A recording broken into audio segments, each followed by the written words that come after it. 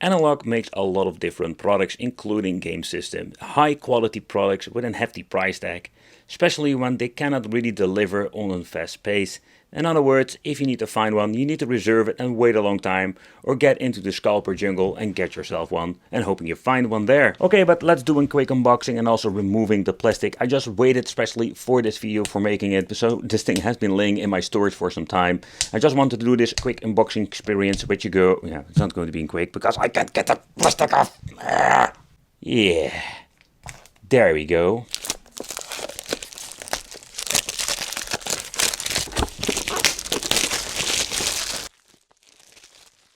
First impression is like, wow, these boxes are like really nice and premium feel, and that's the thing that they're basically aiming for, in my opinion. So the overall device, I can tell you, I loved it when they made the choice for giving it like a Game Boy look. Oh, there we go. So the first impression, this thing feels quite nice. It feels also very heavy. Later on we'll do this quick, let's say, side-by-side comparison with different kind of systems. So at the front we do have like the D-pad and the 4 facing buttons. I think it's pretty damn awesome. They even made the decision to have 2 back buttons over here.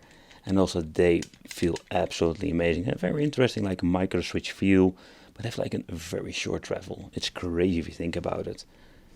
And there are like all kinds of, let's say, plastics on here that I'm going to not removing. The first time what you're going to get when putting up, you have the option to have a tutorial. It's absolutely great that they implement this. So what you can see, that we're having like different, let's say, functions in the machine itself that will give you like a quick overview with. By pressing start, select where the volume control is over here at the left side. Press it together to mute. And hold the analog and press the volume for brightness. Yeah, that's easy indeed. I didn't know that before. Hold the analog and press the left or right to cycle. An original display mode during gameplay. Quick press power to sleep and wake. Hold it for 2 seconds to turn it on and off. Can you remember this back in the, let's say, 80s, 90s when you bought your own Game Boy? No, I can't. That's kind of weird. And let's say you're more like, yeah, but it's all cool analog. You have these like things that I really don't give a shit about. You need accept yes and sell your soul. What I do find a very interesting thing they did is having over here like the, I'm hoping the camera picks it up, the bezel, or basically the front glass, sticks out a little bit over here. That's interesting. At the bottom part, then we're going to get ourselves like the connection for connecting with a different device. But how about the link cable? That is another thing I really wanted to test out. And that is what we're going to do. So another interesting feature they're showing over here is that we even having a button that says Game Boy Color or Game Boy Advance.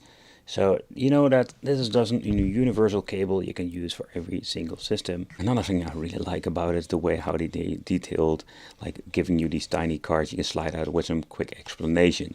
And USB-C for basically connecting, and over here the volume control. Like there is so much stuff going on in this, and of course you can even like add yourself a micro SD card, and they're already like working on a lot of, let's say, different like firmwares, or where they have like ways to emulate different systems. So combining this with the dock, you can just have like FPGA technology on your television. At the back we're going to find ourselves a USB, HDMI, the power Type-C, a button, and a USB connection again. The docking itself feels kind of solid, to be honest. It feels very heavy, and it's kind of cool, and I really like it. The first thing I already noticed when plugging this into this television, wow, the image quality looks absolutely superior. Of course, I'm always used to these crappy Chinese consoles, but this thing, oh boy, it's the next level. At the front of the docking station, we're going to get ourselves the LED indication that will say when a controller has been connected. But just for easy plug and play, I'm using my Xbox 360 controller. I'm always using that controller if I need to use an emulation machine. And it's just one of those easy ways to play. And I can tell you that I really enjoy myself some Tetris on the display. And yeah, I must say that I am just flabbergasted of the overall quality when it comes to the Analog Pocket. Alright, so let's get everything straight like it should be. This will give you like a quick comparison of the both displays. Let's see if we can play the game. There we go. I see behind Mario on the right one over here. And that works without any problem whatsoever. Different configuration. Let's get into the game itself. Let's set it to player 2, start the game. But here it goes back to player 1. See, you can, that is basically booting up, but it's completely going haywire over here. The menu, I really like it. It's super easy like to navigate through. You just have like play cartridge. Here we're having the tools, the nano loop, Game Boy Studio. Then we're having settings, and with settings we're having the system settings. Here we can set stuff to the Game Boy Color, Game Advance and Game Gear. I'm gonna say then it comes here to the video, color palette, frame blending, sharpness, size, position. And you can change out so much. It's like absolutely crazy. Super Game Boy with the controls, hardware for Game Boy mode, Game Boy Color mode. It's absolutely crazy the things that we can change out with this.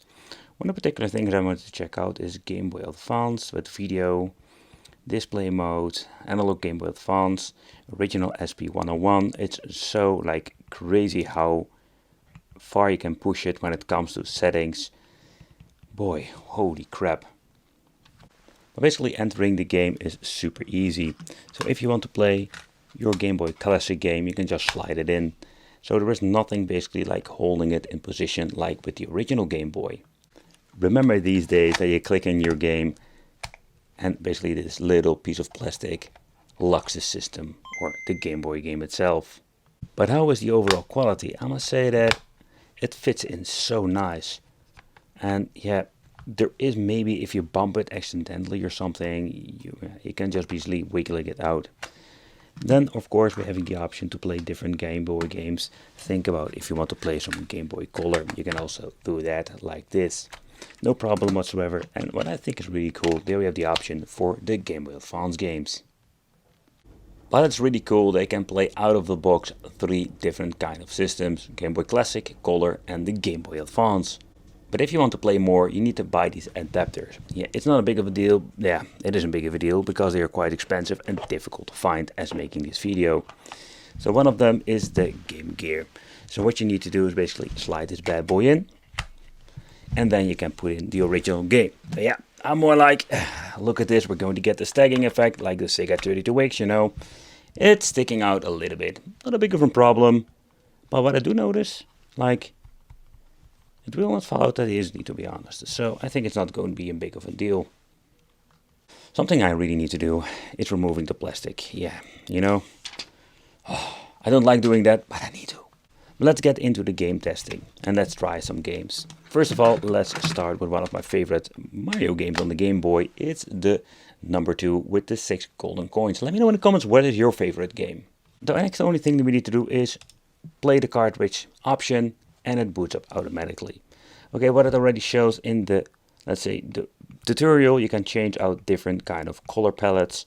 And I'm gonna say like changing between them is like, I really love this green looking one, but this black and white also does have like something special to it. Nevertheless, let's start a game. Another thing is like, holy crap, this thing goes really, really loud. It's absolutely amazing. And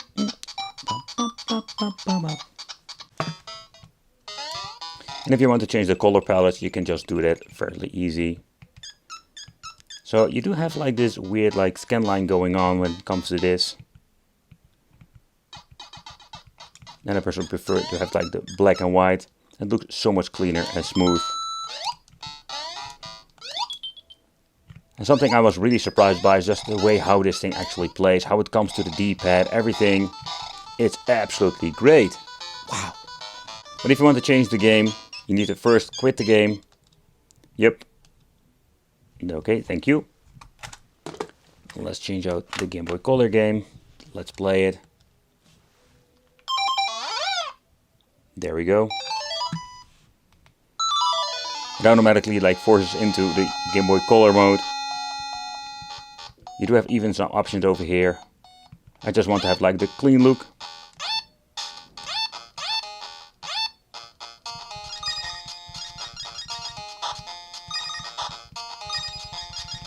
Absolutely amazing. Okay, so the last thing I just wanted to check out when it comes to the original Game Boy games, let's remove the Game Boy color, and let's add the Game Boy Advance. I must say the Game Boy Advance, I personally didn't like play a lot of the games simply because back in the day I basically was getting into PC gaming, so I left the handheld scene, so I did miss out a lot of great games. What you're already seeing, we do have like 2 black bars. That's one of the original settings. So with settings we can basically mess around with it if you want to. Let's say video. You can see like even flame blending can be adjusted. You have like the 3 options. Sharpness, size can be changed out. You can even like get it full screen if I want to.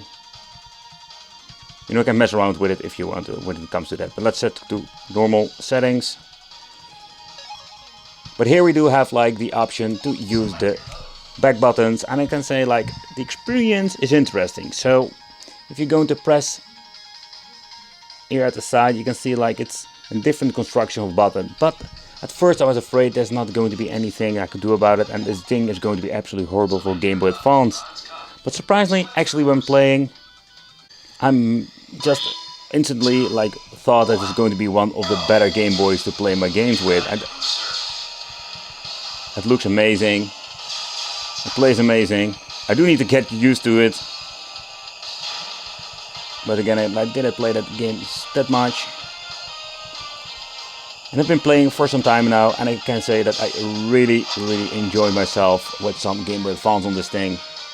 The final thing I can test out is of course the Game Gear system. I was very glad to get myself the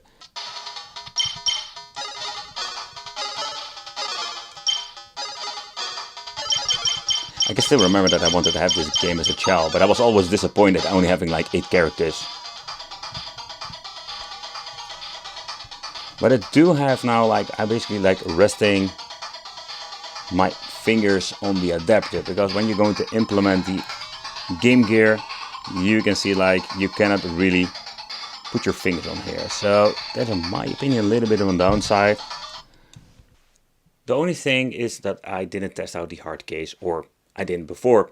I just wanted to check it out just to see how it actually is. I completely understand. It's also more like I think a nostalgia vibe, because back in the day the Game Boys also came in like these plastic cases. It's of course a very nice, safe way to transport, but also display your analog pocket. To be honest, I really have to like a sort of like a sleeve or something. I can just put it in. I'm not a big fan of this thing. Just going to be honest. It's cool for displaying, but that's it, and to keep it dust free.